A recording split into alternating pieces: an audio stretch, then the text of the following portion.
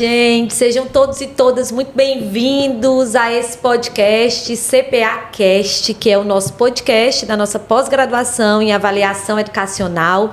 E hoje a gente está com uma convidada mega especial, abrindo essa discussão, né, sobre um tema tão relevante, inclusive é inovador até para mim, tá? Acho que para o Maico também era algo que eu desconhecia completamente até ouvir quando ela trouxe pela primeira vez. Eu lembro que isso faz mais ou menos 2 anos atrás, quando ela trouxe essa discussão sobre cenário plênio, e eu não sabia o que era, e aí ela fez a abordagem. Eu disse, cara, isso é interessante, não há discussão disso no Brasil, vamos trazer isso para a pós-graduação.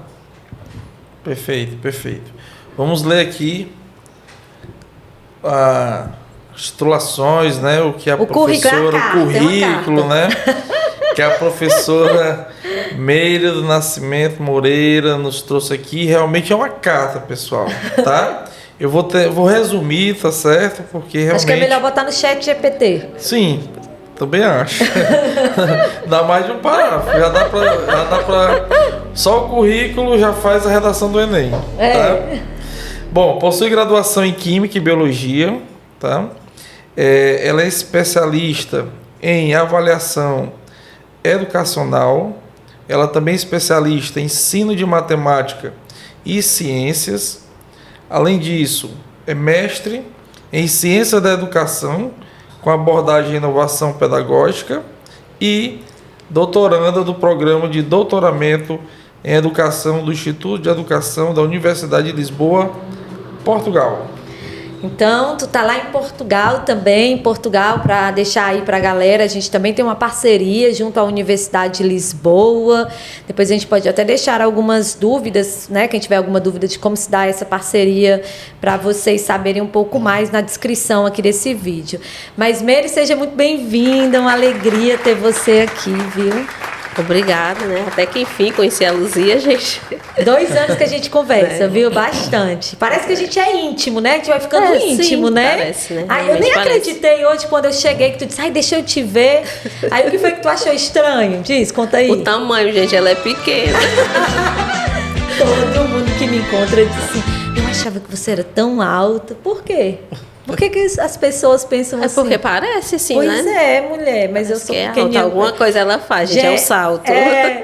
Na verdade, eu meço 1,55 e não tire meu meio centímetro, que, né, é proibido. Faz diferença. Faz diferença esse meio centímetro aí. Ei, Meire, a curiosidade, assim, o que é essa história de cenário plênio? O que é? Da onde vem? Até a terminologia, ela é estranha. Sim, cenário plênio é uma técnica de planejar o futuro, né? Uma técnica que surgiu de maneira informal na Segunda Guerra Mundial. Assim, os soldados queriam se defender, lógico, para não ser atacados, e aí eles começaram a armar estratégias, verificar quais os possíveis pontos de ataques, onde se esconder, onde planejar, né? E essa técnica foi sendo utilizada na guerra e deu certo. Então, na década de 60, 70, a Alemanha retomou essa técnica, né, de formal mesmo, e aí começou a utilizar nas empresas, principalmente no ramo administrativo e financeiro, né, verificando como estaria a empresa daqui a 10 anos, né, daqui a 20 anos, 30 anos, o que o mercado teria a oferecer, como se planejar para um futuro esse que não sabia, utópico, né? Na verdade, é uma técnica baseada muito na utopia. Aí você diz, não, vai fazer uma técnica baseada na utopia, né? Mas ela é utópica porque ela não existe. E você vai planejar a partir do que você tem. Hoje, a Europa utiliza bastante, né? É tanto que a Alemanha não sofreu tanto com a pandemia quanto os outros países, porque em um dos cenários eles já tinham previsto que ia haver essa pandemia. Então, como estava em um dos cenários, eles foram se preparar. Vai ter pandemia, se tiver. Aí detalha os mínimos detalhes mesmo de como vai ser. E se tiver, como nós vamos agir. Então, eles já tinham preparação, né? Eu acho que poucas pessoas sabem disso, né? Que a Alemanha já tinha essa preparação para esse possível cenário pandêmico. Então, só um adendo aqui. Nas suas palavras, você falou assim, já olhando o futuro a partir do que ele tem. Isso. É a minha pergunta até para as pessoas que estão nos vendo, nos ouvindo e entenderem, né? O que seria o que ele tem agora? Seria o que ele tem de positivo, de negativo, o que é que tem de fraco, o que é que tem de forte, o que é que seria o tem que justamente vá fazer com que ele imagine um cenário, que é isso que ele faz, Pronto. é isso? Um cenário para o futuro. Isso. Né? O que é que ele tem, vamos trazer para nós, né? O que é que ele tem, o que é que nós temos na educação hoje? Para o cenário da educação, perfeito. Pronto. Hoje perfeito. o que é que nós temos? Nós temos adolescentes com crise de ansiedade, nós temos mutilação, nós temos meninos precisando de recomposição de aprendizagem. Gravidez na adolescência. Gravidez na adolescência. Nós temos professores doentes, né? Nós temos tudo isso. A partir do que nós temos, como será daqui a 20 anos? 30 anos, né? Como eu propus 20 anos, como eu propus na aula. O que é que vai ser daqui a 20 anos? De forma positiva e negativa. Aí eu preciso de 4 forças para montar esse cenário. Perfeito. Quais seriam essas forças? Aí cada um vai montar de acordo com as forças que ele elencar, que são importantes. Porque nós aqui, vamos montar um cenário para a educação daqui a 20 anos. O que é que a gente tem de força hoje? Vamos falar de defasagem de aprendizagem. Nós temos as questões socioemocionais. Os pontos. Pronto, seriam os pontos. Seriam os pontos. Então o início, digamos assim, do cenário, você tem que olhar. Quais são Olha para o sujeito. As forças, as forças, digamos, positivas e negativas. Positivas e negativas, não é isso? Isso. Pronto, perfeito. Sendo 2, para cada positiva tem que ter uma negativa. Sempre uma positiva e E uma negativa. Então, por exemplo, eu vou olhar para a deficiência de aprendizagem, por exemplo. O que eu tenho no meu cenário hoje? Déficit de aprendizagem, mas ao mesmo tempo eu tenho a tecnologia ao meu favor. Isso, pronto, né? uma Aí positiva eu ou olho. negativa. Aí eu vou olhar para problemas emocionais, mas eu tenho um maior financiamento que possibilita, por exemplo, a existência de um programa psicológico de psicologia nas escolas. Então, pronto. Eu vou olhando mais assim. ou menos nesse sentido aí. Uma positiva ou negativa. Sendo que não podemos considerar nem positivo nem negativo. São apenas forças antagônicas. Entendi. Certo? Nem é positivo nem é negativo. É o que tem. Até porque essa história do positivo e negativo é bem relativo, interessante, né? é muito relativo. Vou dar um exemplo, já falando de cenário, para vocês verem como a gente no Brasil... como a gente não olha para o cenário futuro. Eu costumo dizer que Não eu estou lá em planeja, 2020. Como a gente não planeja, a gente não olha, a gente vai fazendo. Assim, eu tenho uma sensação, em especial na educação, que a gente vai fazendo. Vai fazendo. É como se a gente estivesse só Vai sobrevivendo. vivendo, né? Só Né? vivendo. Todo dia é um dia. Por exemplo, uma das coisas, um dos processos que a gente está vivenciando agora é a história do novo ensino médio, a tal da reforma do ensino médio, que foi revogada e tal, e que está em discussão esse novo ensino médio. Paralisada. Paralisada agora nesse momento, né? Uma discussão, mas está paralisada. E quando você olha para esse novo ensino médio, fica bem evidente que ele não foi planejado. Aí, quando você vai para dentro da escola, por exemplo, é muito bonito eu dizer que o aluno vai ter... Olha que lindo, olha que coisa linda. O meu aluno agora ele vai ter direito a uma educação de tempo integral. Dentro dessa educação de tempo integral, ele vai ter formação cidadã, ele vai poder escolher as eletivas, ele vai poder escolher as disciplinas que ele melhor se relaciona. Olha que cenário lindo, né? Mas quando a gente vai para a prática, muita gente olha só para a prática e eu quero que a gente alargue esse olhar. Muita gente olha apenas para o problema da falta de estrutura, de infraestrutura das escolas. Isso é um problema? Sim, mas tem outro que não foi previsto. Eu vou dizer assim, o que eu escuto todo dia na minha escola, que é uma escola integral. É a aluna que ela não pode ser de uma escola integral porque o pai e a mãe trabalham e ela precisa ficar um tempo com o irmão. Então, ela precisa estudar um tempo porque no outro ela fica com o irmão para o pai e a mãe trabalhar. É realidade, é real, isso é real. É o cenário dela, né? Exatamente. E eu fico me perguntando, aí outro problema, é um aluno, por exemplo, que ele é atleta, então assim, ele já está numa escolinha de futsal ou de kitesurf, que é a minha realidade lá, ele é atleta, ele é campeão nacional, então, e ele tem as aulas dessa escola durante os horários da escola. escola, né, integral. Então, não tem como liberar. Então, são diversas situações que eu vejo muito claramente que não foram analisadas. Assim, não há Não uma foi análise. planejado, Não há um planejamento prévio. E aí a gente vai jogando coisas, gastando dinheiro, gastando recurso, financiamento, né? E parece que as coisas não acontecem. Eu acho que quando eu penso na sua disciplina, né? Eu acho que o Brasil, e aí trazendo para o campo da educação, que é o que eu mais conheço, eu acho que está longe da gente realizar um estudo de cenário pleno na educação. Tá. Não tem, né? O que é que mais se parece? Talvez o PNE.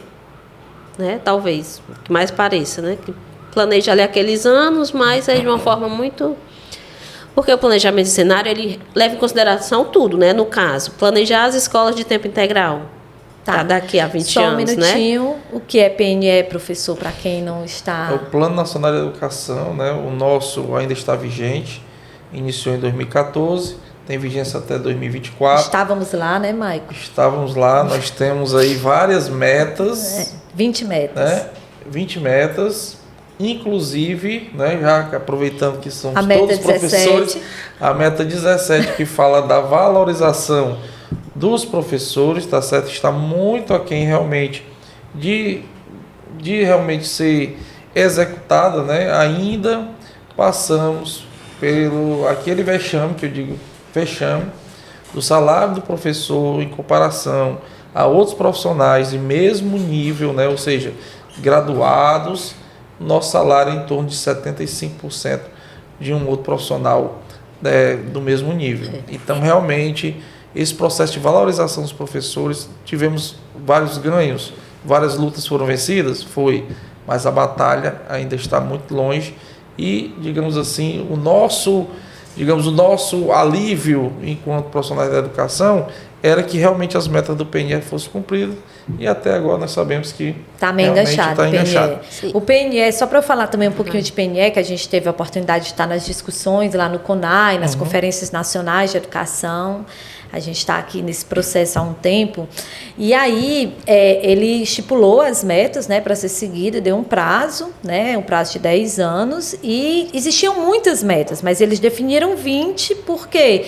Porque era um montante de metas que eram necessárias para ser cumpridas até o ano de 2024. Entre essas metas, por exemplo, tinha a BNCC. Né, assim, era a proposta da Base Nacional Comum Curricular, era essa, tinha a proposta da BNCC, que eu acho que foi, assim, eu vejo claramente aqui a gente conseguiu concluir, né? A BNCC, né, tá na Constituição, tá na LDB, né, tá em todos os documentos oficiais, inclusive na meta 2, 3 e 7 do PNE. Do PNE, que falava diretamente da BNCC. Então, houve assim, um movimento, né? Aí tinha também a proposta de reformular o ensino médio, tem a proposta da meta 17, que é equiparar os salários dos professores da educação básica, né, aos salários dos professores do ensino superior, desde que tenham o mesmo nível, a mesma titulação. Então, assim, um professor doutor na educação básica recebeu o mesmo valor de um professor doutor dentro da universidade. Então, há essa discussão. E a gente está no aguardo porque falta um ano. Falta um ano. E as metas... Só um ano, né? Só um ano. Só um ano. Agora eu que faço a pergunta, viu, para você. Sim, e para elaborar, né, o plano, né, o PNE, foi feito essa técnica de cenário pleno, assim, ou algo menos parecido, levando em consideração todos os contextos, digamos, saúde, o transporte? Não foi feito. A economia? Não foi feito. Nada. Apenas um conjunto de metas a serem buscadas e ditadas. ditadas. É meio ditado, porque na educação, o que acontece muito na educação brasileira, gente, isso tem me inquietado muito, é a gente ver uma elite pensante que há anos não pisa o chão da sala de aula da educação básica. Isso me incomoda muito, assim. Eu olho, por exemplo, para o Ministério da Educação, e eu não acho, por exemplo, que o ministro da Educação ele tenha que ser um professor da educação básica, não. Não acho isso, não. Eu nem vou entrar nesse mérito, porque eu acho que quando você vai para uma gestão maior, existe de verdade diversas ferramentas que talvez a gente que seja professor talvez não as tenhamos, mas eu acho que a equipe que está mais próxima, secretário da Educação Básica, secretário do Ensino, tem que ser pessoas que conheçam a realidade do chão da sala de aula. E aí eu vejo cada vez mais o movimento se distanciando do chão da realidade da educação básica.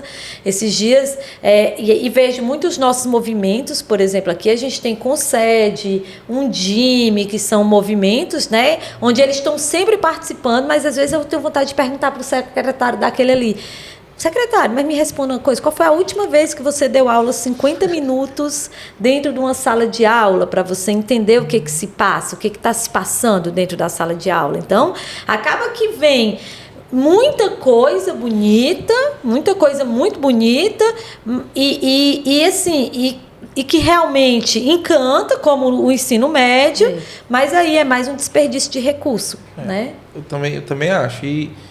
E a gente olha pelos materiais que são enviados, né? Principalmente para o ensino médio. São materiais que são produzidos num cenário ideal.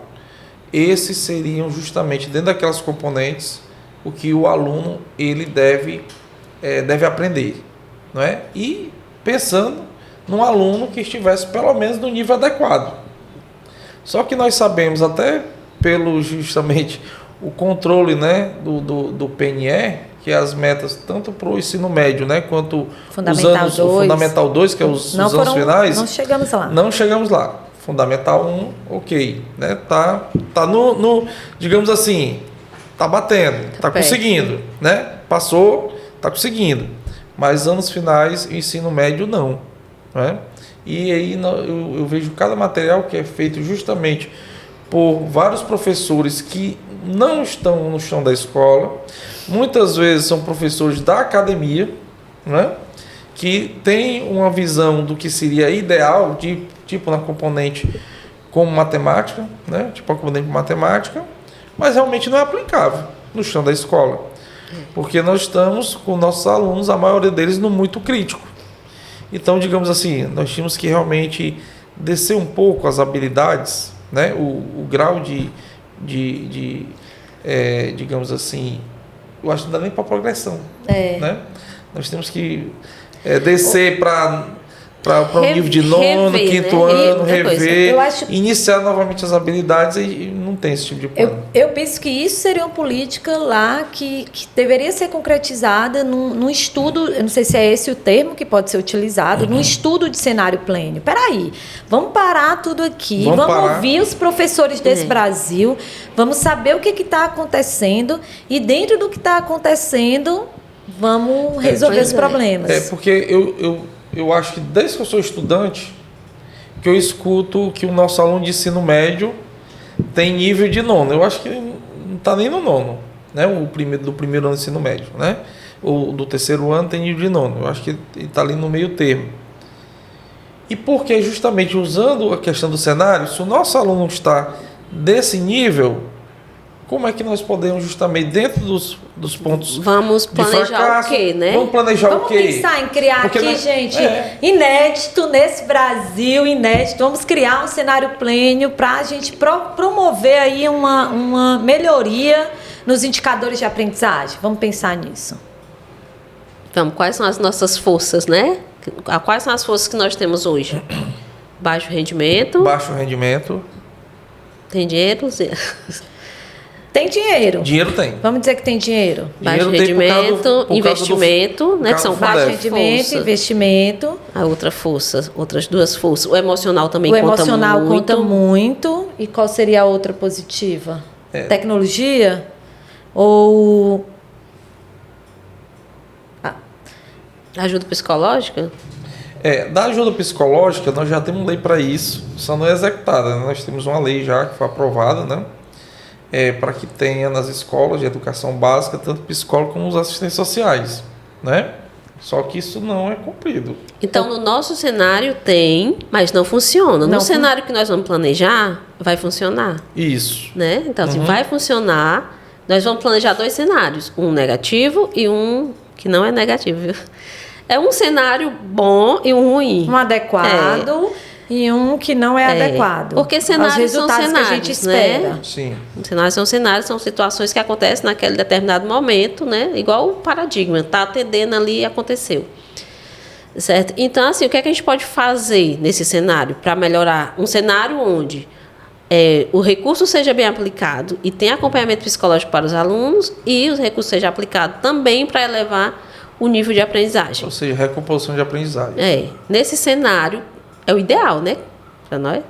Aí, paralelo a esse, pode ter outro cenário. Pode ter o cenário onde vai continuar cada vez pior, né?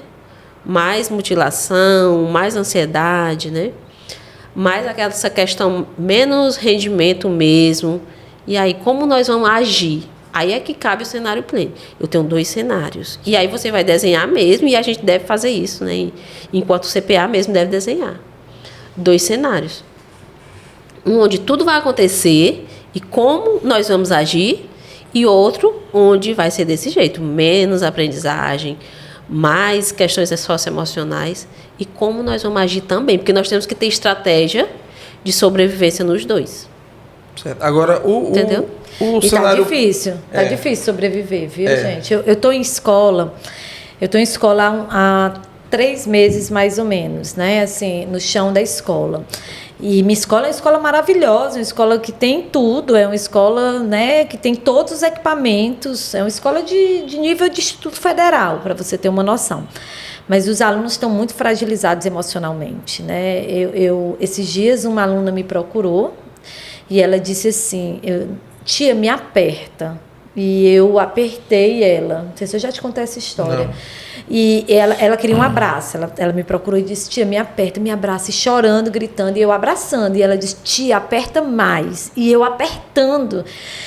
Naquele momento, eu fico toda arrepiada quando eu conto essa história. Essa menina, ela, na verdade, o que ela queria? Se eu tivesse dado uma surra nela, era o que ela queria naquele momento. Porque ela queria qualquer dor que não fosse a dor que ela estava sentindo na alma. Vocês conseguem entender? Ela te aperta mais, tia, tá pouco, te aperta mais. Ela achando que ia numa crise de ansiedade. Então, isso, eu tenho vivenciado situações desse tipo, difícil. Pelo menos 2, 3 vezes por semana, numa escola com 115 alunos. Eu tenho vivenciado situações assim. Ou, às vezes, em outro nível, maior ou menor, tem maior, porque no meio disso tem a pessoa que se mutila dentro da sala de aula. Desmaia, né, também. Tem a que desmaia. É muito e a comum mutilação é justamente esse mesmo, será justamente aquilo? Para aliviar a dor, para né? aliviar a dor, a mutilação. Então, assim, gente, é isso que a gente está vivendo lá nas escolas. E aí tem um discurso, às vezes, muito bonito, mas isso precisa entrar nesse cenário. Isso precisa ser planejado. Precisa ser planejado. Para ver se continuar como vai ser e se melhorar como vai ser, né? Nós precisamos saber como agir nesses 2 cenários. Agora, o cenário, ele não é uma previsão. Não. Não é isso? Não o é não. É o planejamento. Né? É um planejamento. Porque para as pessoas realmente falar assim, para as pessoas não confundirem, né? Isso. Previsão e planejamento. É uma organização, né? Vamos falar assim, organização do futuro. Porque algum cenário vai acontecer. Se tu construir 4 cenários, é provável que um aconteça. E engraçado que em 2020, não foi quando eu gravei as aulas a primeira vez? Lá nas minhas projeções, né, de cenário, eu achava que depois daqui em 2032, as pessoas não iam mais ter abraço e toque, porque foram filhos da pandemia, onde foram condicionados a isolamento, né, essas coisas. Então, se eu fosse construir um cenário naquela hora, eu ia construir um cenário onde as pessoas não iam mais se tocar tanto e tal, né? Hoje, diante da realidade do que eu tenho hoje, eu sei que eu não posso construir um cenário assim. Porque as pessoas necessitam do toque, do abraço, da escuta. Né? Perfeito. Trazendo isso para a educação, é assim que a gente tem que pensar para planejar o futuro. Exatamente. E assim, de um município, de uma escola, né? Vamos começar da escola, do município, aí depois do estado, até chegar a nível de Brasil. Na escola, que é a menor unidade. Vamos pensar na menor unidade. Como desenhar isso? Assim, quando você fala de cognição, é mais simples. De melhorar o rendimento acadêmico, é mais simples. Se ele fosse isolado, a gente dava conta.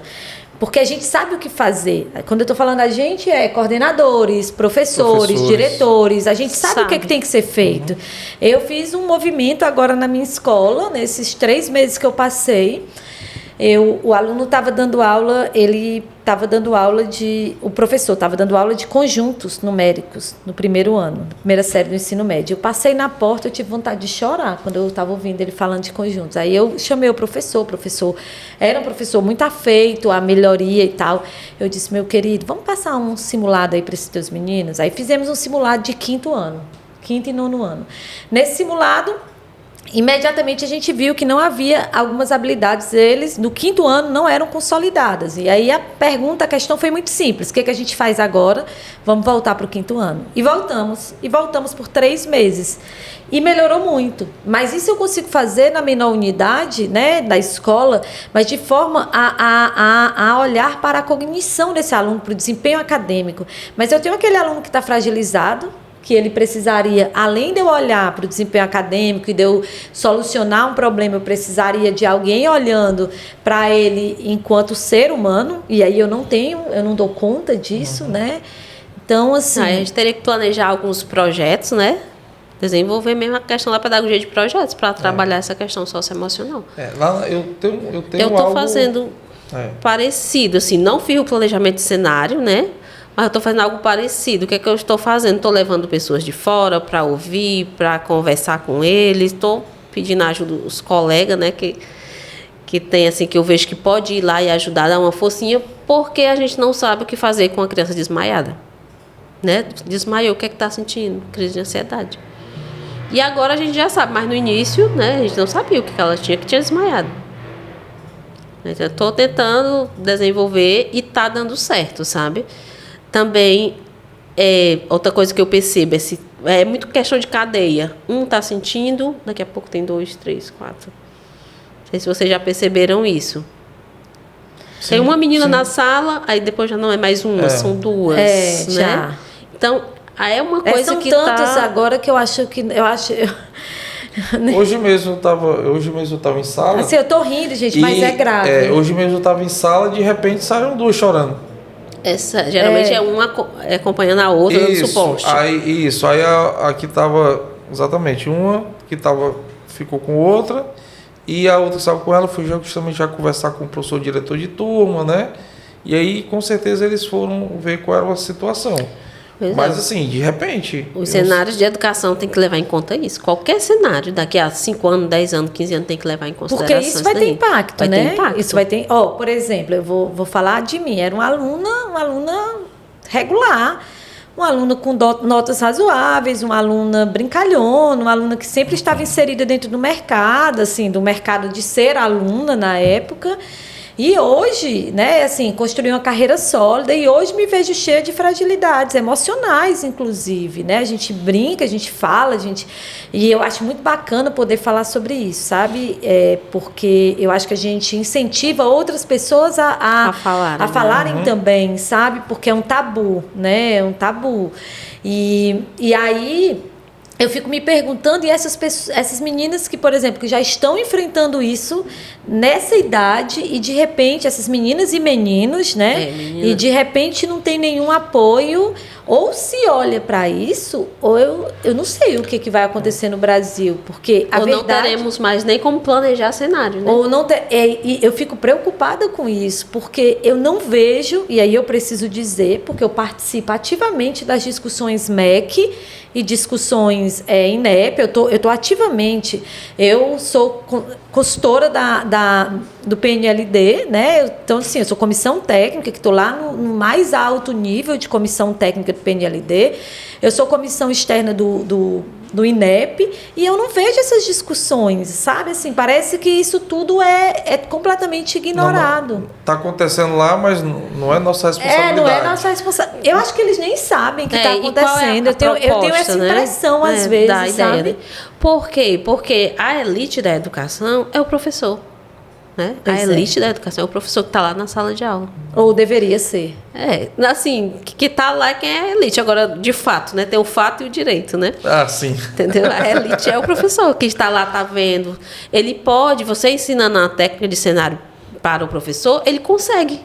mapear alguns pontos, ver as forças e tal, e até ter uma estratégia. Né? Mas quem está longe não está vendo isso. Porque o professor em si, ele já tem as suas estratégias para lidar com as situações, né? Imagina ele sendo trabalhado, o professor compreendendo que ele pode planejar o futuro dele. Que ninguém pode planejar isso por ele, quem tem que planejar é ele, o futuro da educação. E chegar lá para uma secretaria municipal e apresentar, tá aqui o plano da educação do município daqui a 10 anos. Mas tu não acha que é jogar mais uma responsabilidade para o professor? Aí é uma pergunta. E ele já é tão inibido, Pior que é. Ele já vem tão sobrecarregado, sabe? Eu olho para os meus professores lá na escola, como coordenadora, Deus foi muito generoso ter me dado a oportunidade de ser coordenadora e passar esses 3 meses cuidando dos meus professores. E eu cuido mesmo, assim, eu boto o café na mesa, eu levo o pão, eu mando limpar a sala, eu limpo o banheiro, eu levo papel higiênico. Porque eu já acho que porque eu sou professora, já é uma sobrecarga tão grande, eu acho que está na hora dos professores serem ouvidos. Mas eles precisam ser pelo menos ouvidos, eles precisam ser ouvidos. Pelo menos ouvidos. Ouvidos. A nossa formação continuada mesmo, né? Formação continuada. Sempre, por exemplo, lá na escola, sempre nós temos o auxílio lá de psicólogas, né? Mais para os alunos do que para os professores. Não, o professor também está doente. Mas sempre que chega lá para uma psicóloga conversar com alunos, ou uma palestra, né, ou conversar, sempre diz: quando chegará a nossa vez? 71% Quando chegar a nossa vez? Dados de uma pesquisa muito séria, realizada, eu até fiz um vídeo sobre isso, 71% dos professores da educação básica estão doentes. Depressão, burnout, todos esses estresse, né? Na minha escola, o maior índice de afastamento de licença é por conta de ansiedade. E nós não fomos preparados para trabalhar essas questões socioemocionais, não, né? Nós não fomos preparados. E agora cobram da gente, porque na questão do projeto de vida, sim, cobram da gente que nós trabalhemos. Como se o professor está doente? Eu costumo dizer que a gente era um menino que era mandado engolir o choro. Como é que eu que engoli o choro? Né? Como é que uma pessoa que a mãe diz engole o choro? Como é que eu ensino a habilidade socioemocional, né? E a habilidade socioemocional, aí vem a outra parte. É aprendida, né? Pode ser aprendida.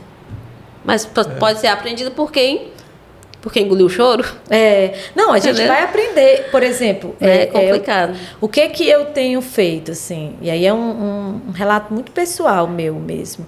Eu bebo mais água, eu caminho todos os dias e eu tento me alimentar melhor. Eu tomo as minhas pilulinhas lá de vitamina, então eu tomo magnésio, eu tomo vitamina D, eu tomo vitamina C, eu tomo zinco, eu tomo um monte. Tudo para melhorar, tudo, né? Porque eu sei mesmo. Exatamente, porque eu sei que eu sou um sujeito fragilizado. Porque vem de novo a mesma história. Eu não conheço uma profissão, e aí eu vou fazer a pergunta para vocês, que atenda 30 de uma vez. E eu tô sendo generosa com os 30. Tem 42 ali. Eu tô sendo generosa. 42, 45. Porque um caixa de supermercado, ele atende um por vez. Um médico, ele atende um por vez. Então, nós atendemos 30 sujeitos por vez e sujeitos não lineares. Por que não lineares? Porque o ser humano, ele é não linear. Minha forma de pensar não é a sua, que não é a sua. Minha forma de aprender não é a sua, que não é a sua. Né? E aí fala assim, educação personalizada, né? Pois é. Tem falado muito nisso. Como? Com 45 alunos numa sala, né? Então, dentro do planejamento, tem que reduzir essa quantidade de alunos. Isso também, dentro do cenário pleno, tinha que ser trazido. Reduzido, tem que trazer todos os aspectos. Todas as variáveis. Inclusive, como o menino chega à escola. Como ele chega? Com fome, muitas vezes. Muitas vezes nem chega, né? Nem chega o ônibus. Os ônibus quebram muito. Dentro de um dos projetos que eu trabalho, né? Tinha uma professora que estava relatando os índices, né, educacionais da turma dela, né? E índice realmente perfeito, aprovações e tudo. E aí a primeira pergunta, professor, mas você tem quantos alunos na sua sala para você justamente fazer todo esse tipo de interação, mediação? Ela usava metodologias ativas com o aluno do fundamental. Ela tinha 12 alunos. Ou seja, ela estava justamente dentro, digamos assim, de uma quantidade de alunos. 12 alunos motivados, viu? Motivados. Porque se ela tivesse 12 alunos desmotivados com problema, ela também não tinha conseguido.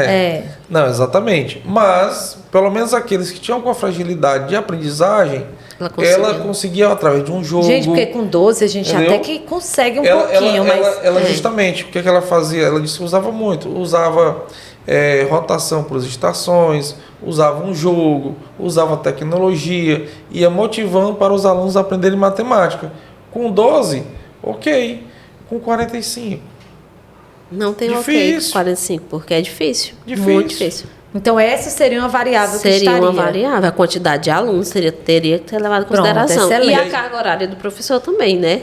Outra variável que precisa ser levada. Precisava, não precisa, né? E aí nós vamos para a segunda variável. Vamos agora para a pior, né?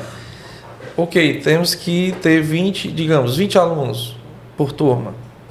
Se hoje nós temos 45, nós temos que dobrar o número de salas. O número de escolas, o número de professores. Por isso que requer um planejamento. Né? Um planejamento levando em consideração dobrar o número de salas, teoricamente. Dobrar o número de salas, ter mais escolas, ter mais professores. Não é?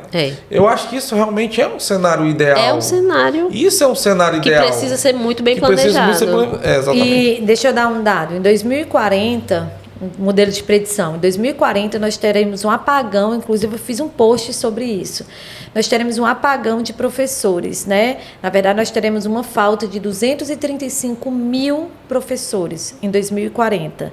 Então, assim, nós caminhamos para isso já. 2040 é amanhã, gente. Porque os jovens de hoje não querem mais se formar dentro da licenciatura. Eles não querem ser professor, né? Aí a gente tem que pensar num cenário onde como vai ser as aulas. Como vai ser as aulas? Será que como motivar o meu jovem de hoje? Porque como motivar o meu jovem de hoje para ser esse professor, para ser um professor? Como eu pego em 2040, eu estou falando de um menino que vai começar, que nasce agora e começa a estudar para em 2040 ele está... já nasceu. Ele já nasceu, tem ali 10 aninhos, 8, 10 anos, para ele poder virar um professor. Estamos pensando mais ou menos nisso. Isso. Aí esse menino, como eu motivo para ele entender que a profissão de professor é uma profissão atrativa? Se muitas vezes até os próprios pais que são professores, tem que estar desenhado no cenário, tem que estar desenhado. Tem que estar desenhado essa fragilidade. E aí tem que ter uma estratégia caso haja professor e outra caso não haja.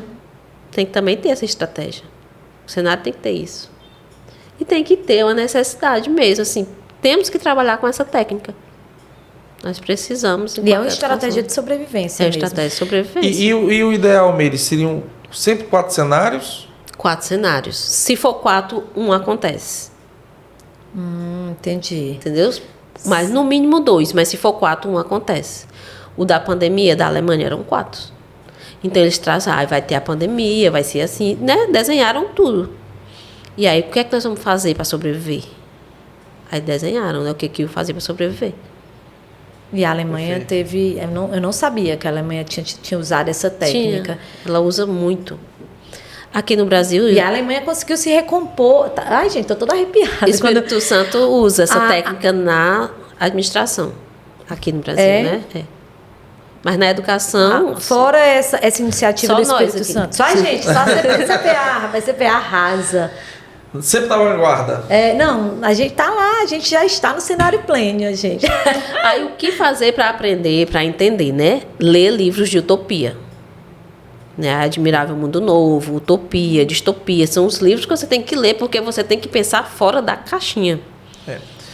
Isso é muito resistente, né? Quando a gente pensa até em cenários disruptivos. Quando eu criei a CPA... Já leu Admirável Mundo Novo? Já li algo parecido, vou já te falar. Quando eu idealizei a CPA, né, vocês sabem, a CPA foi assim, uma coisa muito louca na minha cabeça.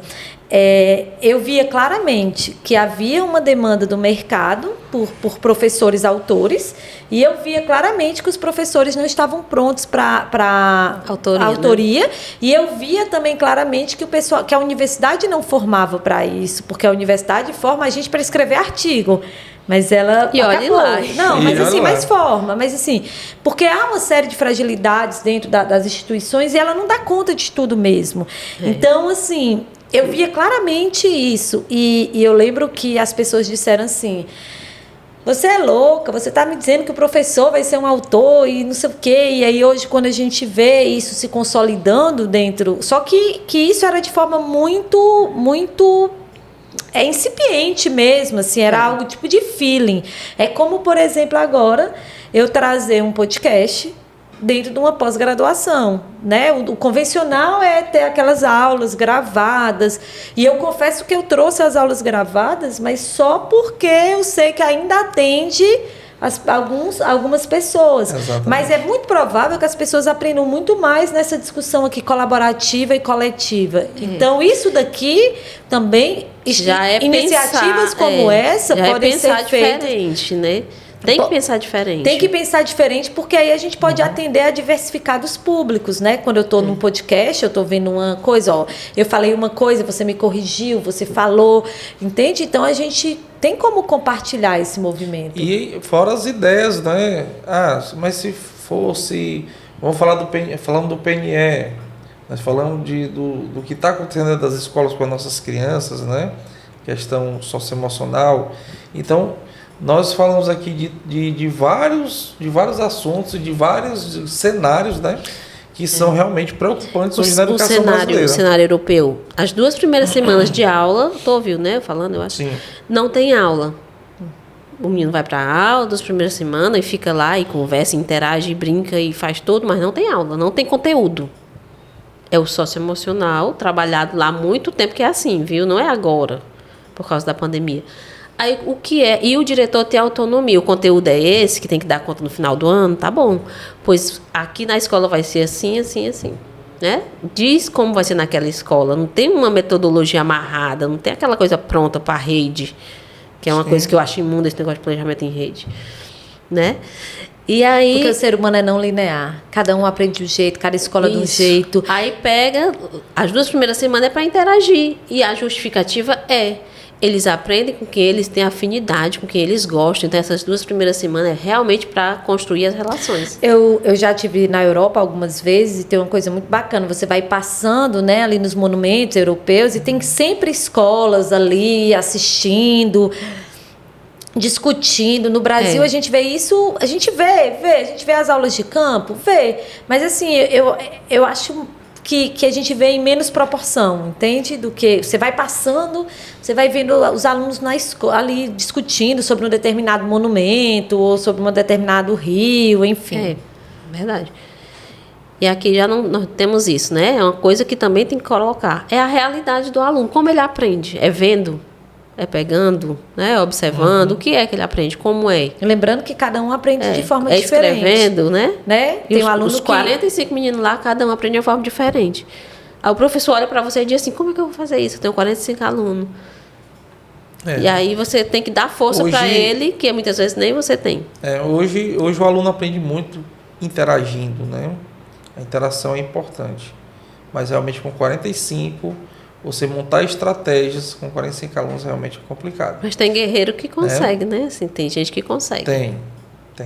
Difícil. Tem um monte de gente que consegue. Isso é o que eu acho mais fantástico. E é porque tem um monte de gente que consegue e fica doente.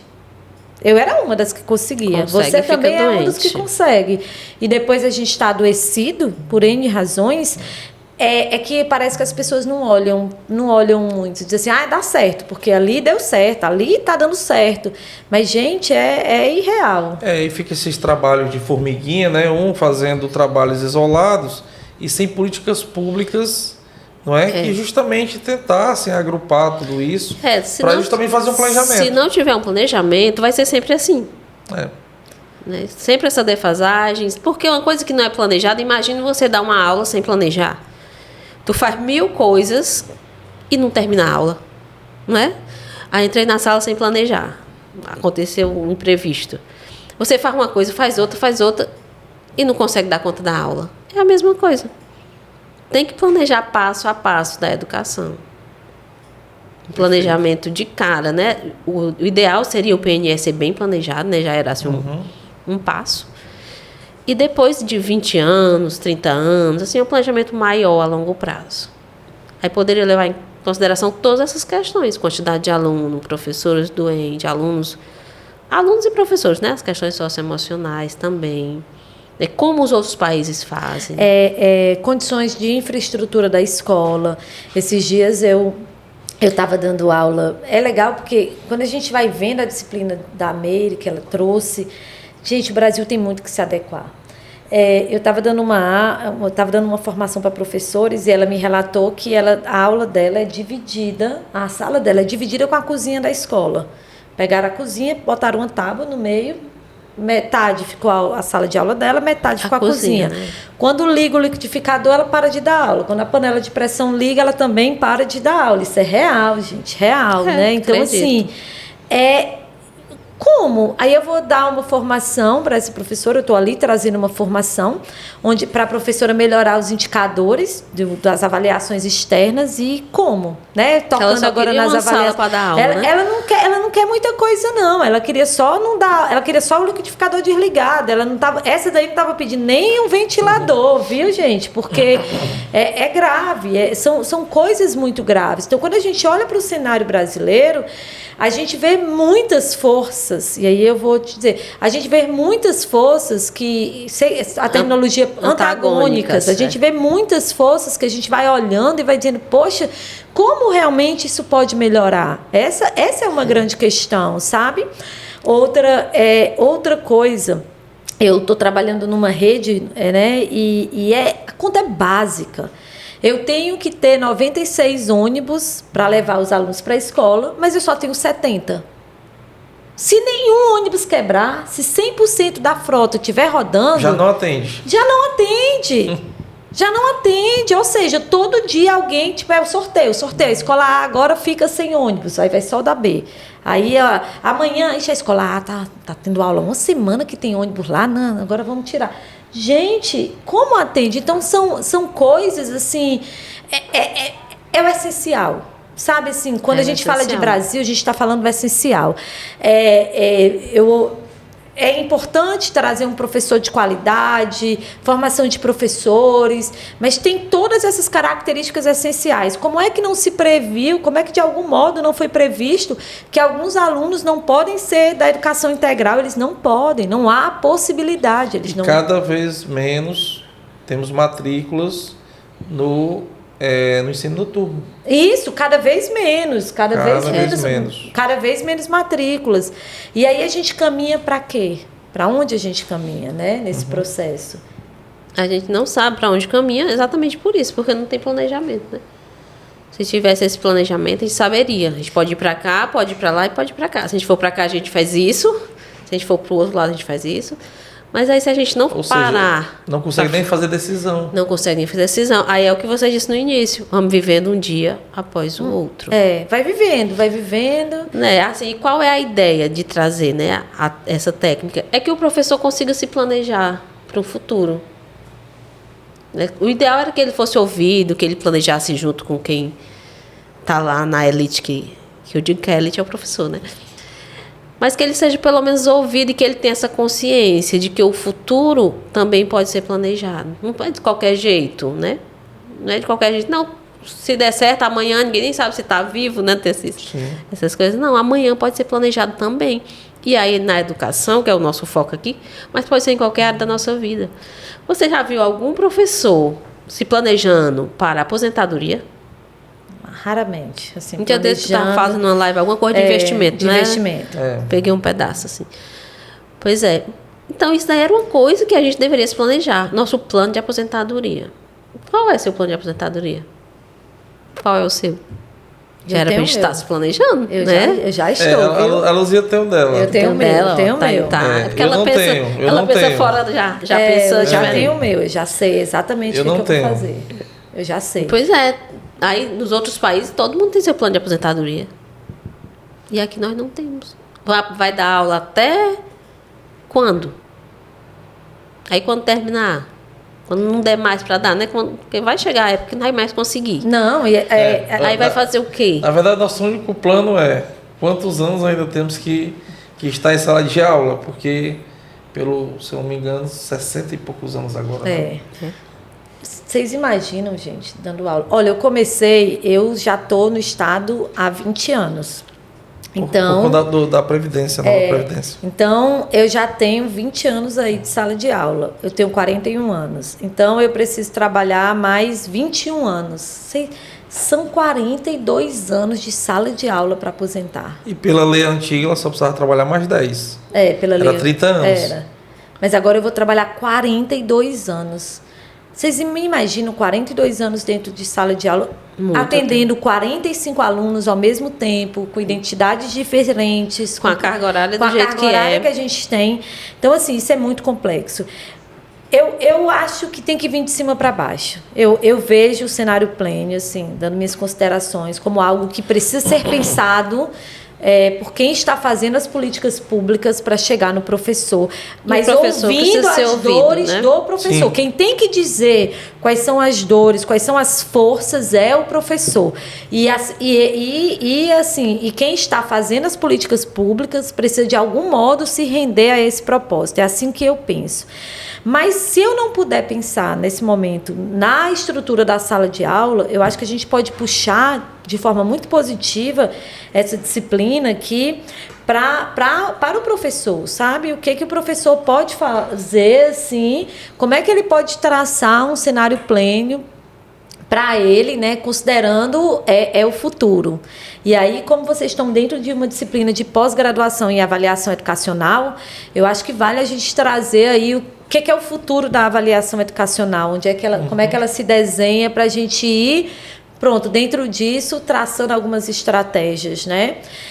A avaliação educacional, ela caminha cada vez mais, né? Ela caminha cada vez mais para uma ampliação de base, principalmente por conta do atual governo, que ele acredita muito e defende muito que precisa se avaliar, que tudo parte de uma avaliação bem feita. Porque é diagnóstico e prognóstico, né? Também como vai ser o futuro a partir das avaliações, né? Que é uma espécie de planejamento. Exatamente. Também. Então, eles partem da avaliação, eles têm isso muito claro, partir da avaliação. E aí, quando se parte da avaliação, a grande questão é, todos os municípios, todas as escolas, todas as secretarias de educação, elas vão precisar de especialistas em avaliação educacional.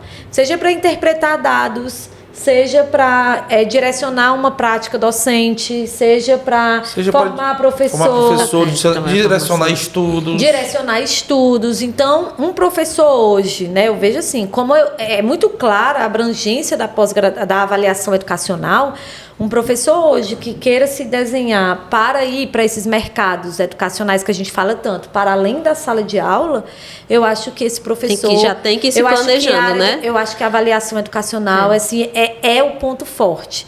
Eu acho isso. Vocês concordam comigo? Eu concordo, porque... Pensando no professor, não um professor... No sistema como um todo e futuro da aprendizagem, o início é a avaliação, né?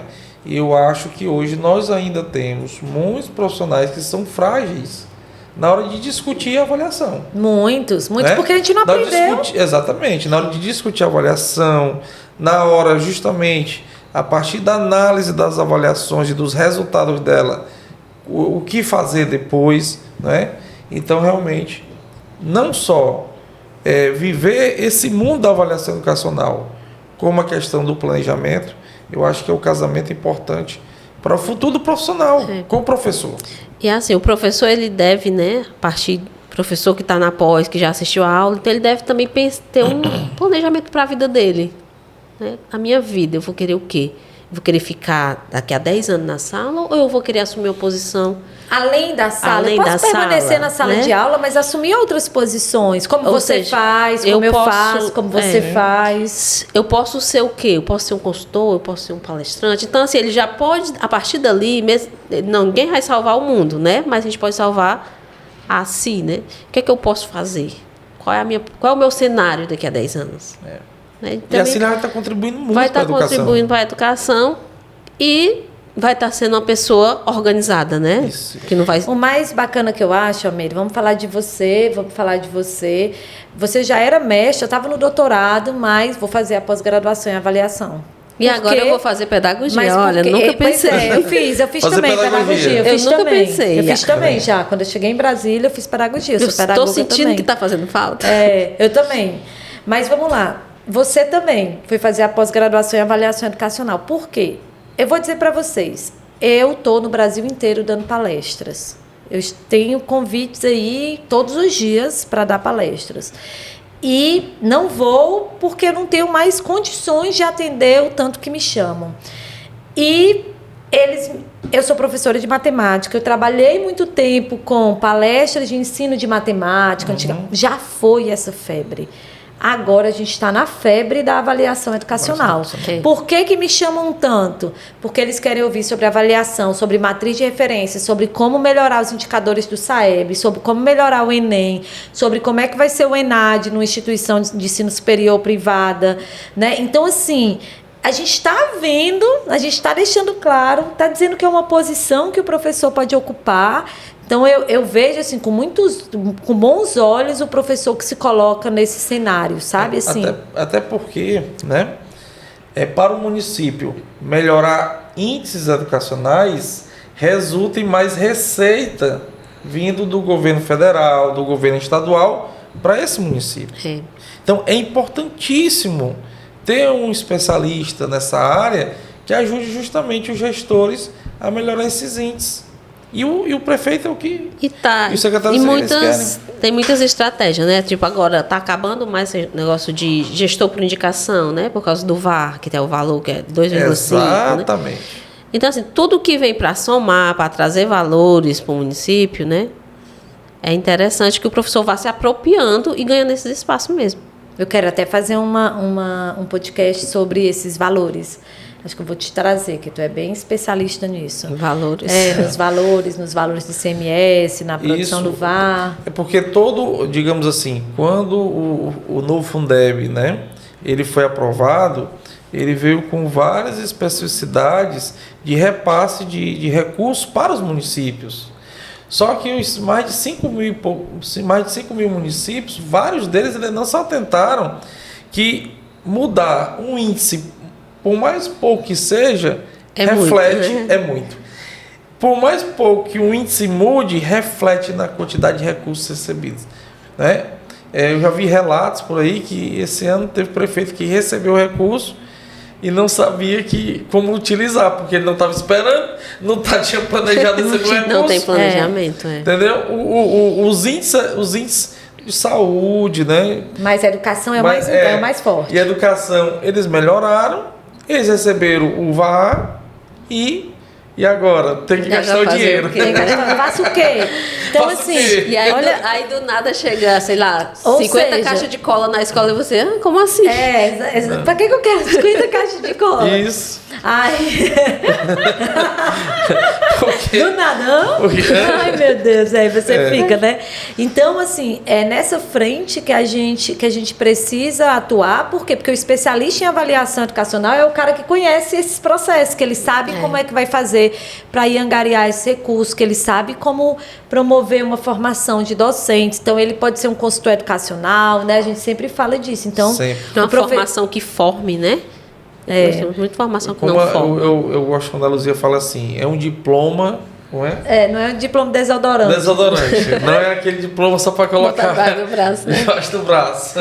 Gente, mas porque a nossa pós-graduação, a ideia é que primeiro você sai daqui com dupla certificação, né? Que você sai com a certificação de especialista e uma certificação de consultor educacional, onde a gente traz várias atividades práticas para que você consiga chegar diante de um prefeito, diante do secretário de educação e discutir como é que você vai melhorar os indicadores, o que deve ser feito ali naquela cidade, né? E principalmente ter autoridade no que está falando.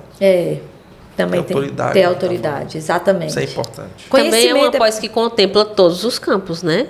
Que vem desde do planejamento do cenário, né? Aí passa pela educação básica, ensino superior, aí passa para a prática mesmo, elaboração de itens, teoria de resposta ao item, inclusão, avaliação, né? Então, assim, a gente fez um cenário pleno. Foi. Maravilha. Ai, Deus, quando eu lembro. Mas um dia eu conto essa história. Não, eu vou contar essa história, vou contar hoje. Eu acho que eu não contei ainda no outro podcast, não. Essa eu vou contar, para a gente ir caminhando. A CPA já existia, tinha pouquinho tempo, mais ou menos 6 meses, e uma menina manda mensagem. Aí o pessoal começou meio que se apaixonar por avaliação, porque eu era da avaliação e eu falo de avaliação com muita paixão, com muita paixão, e o pessoal começou meio que a se apaixonar, inclusive... Pois eu era apaixonada por educação ambiental, olha aí, ó. E aí, educação ambiental e aquela coisa. E aí, quando eu vi a Luzia e ela CPA, e aí mandei uma mensagem para ela: o que significa esse CPA? Ela respondeu. E eu vou ouvir essa mulher, que ela ri muito. Aí, pronto. Mudei, saí da minha abordagem de educação ambiental, ainda gosto, né? E aí voltei totalmente para avaliação. Até pela formação, né? Biologia, química, né? Especialização em ciências e matemática. Eu amava educação ambiental. Mas a avaliação é encantadora. Aí o povo quanto mais você sabe, mais você quer saber. É encantadora. Aí é porque ela transforma. A curto prazo, só o que funciona é a avaliação, a curto prazo, né? Saindo da proposta de cenário, eu costumo dizer. E aí eu estava no quintal da minha casa, né? Eu lembro como se fosse eu tinha acabado de lançar a CPA, tinha lançado, já tinha entrado a primeira turma, e uma menina manda um direct. Luzia, eu estou vendo aqui umas pós-graduações em avaliação educacional, que eu estou gostando muito de estudar esse tema com você, e eu queria saber se você me indica alguma delas. Aí eu disse assim: não, mulher, não indico nenhuma, eu indico a nossa. Aí ela disse: e a CPA tem pós-graduação em avaliação educacional? Eu disse: sai daqui a 2 meses, daqui a 2 meses a gente tem. Ah, não, então vou esperar de vocês. E foi assim que a pós-graduação saiu, e a gente foi fazendo ajustes. E hoje chegamos nesse sucesso, né, que é a nossa pós-graduação de qualidade, né, com professores muito renomados, né? Então você foi convidado depois de uma ligação, de um direct que eu recebi sentada na grama do quintal lá de casa. Não tinha piscina ainda, não tinha nada, era só eu, o quintal, olhando pro tempo. Porque ela pensa fora da caixinha mesmo, assim, ela vai. Aí eu sou corajosa. O problema é que eu sou corajosa. E tem que ser. Né? Eu sou corajosa. Aí, Meire, então eu quero lhe agradecer pela disciplina, né? Quero muito agradecer sua participação, agradecer a Maica, que está aqui sempre com a gente, contribuindo. Façam as considerações de vocês, se quiser deixar nas redes sociais, podem deixar, fiquem à vontade. Eu também só tenho a agradecer a professora Meire, sim. É muito relevante você... Eu falo muito, nós temos que planejar tudo. E a forma com que ela justamente abordou os temas, né? Não só na educação, mas você viu o cuidado que ela falou? O professor, da elite da educação, né? Então, sempre que eu vejo alguém falar com os olhos, né, brilhando, justamente do professor, que o professor é elite, que nós devemos ouvir o professor, realmente... aí eu já aprendi bastante. E aí eu só tenho a agradecer a professora Meire com essa... Rede social, onde é que a galera te encontra? Sim, @professor Gandhi. Vamos deixar na descrição. Professor Gandhi, Gandhi, tá certo? Professor do Estado, né? E outras qualificações mais. Segue aí na rede que vocês verão. Pronto, né? Meire... Eu que agradeço, né, o convite por estar aqui, né? Assim, vi a Luzia de perto, gente. Ela é de verdade. Então, assim, eu agradeço bastante. É uma temática relevante, sim. Nós precisamos levar isso para a nossa vida, né? Em todos os aspectos, enquanto professor, enquanto profissional da educação ou de qualquer área. Porque planejamento é tudo. E planejar a longo prazo também é bom. Né? Assim, só fortalece para que não sejamos pegos de surpresa, né? Então, eu agradeço a vocês, agradeço a CPA, né? Assim, a minha paixão por avaliação veio a partir da CPA. Então, eu agradeço e acredito, sim, que o professor precisa ser cuidado, precisa ser ouvido, né? E que é ele que está ali de frente todos os dias, né? Na ponta, ali, todos os dias, lutando para que a educação aconteça. Rede social? Rede social, né? Meire Moreira 12, né? É Instagram.